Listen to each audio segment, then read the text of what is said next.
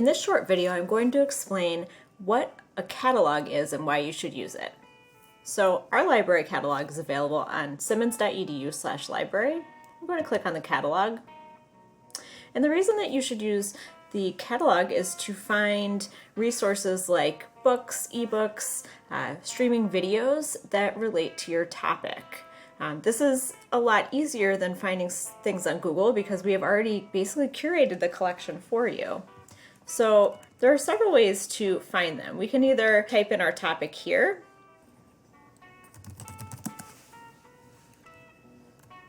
and we can find a number of related resources. We can browse by format. So if we only want to look at ebooks, which we probably do because we're not on campus, we can see which ebooks we have on this topic of racism.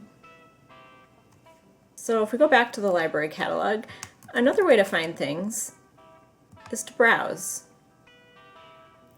Now we can browse by subject, we can browse by author, title, call number,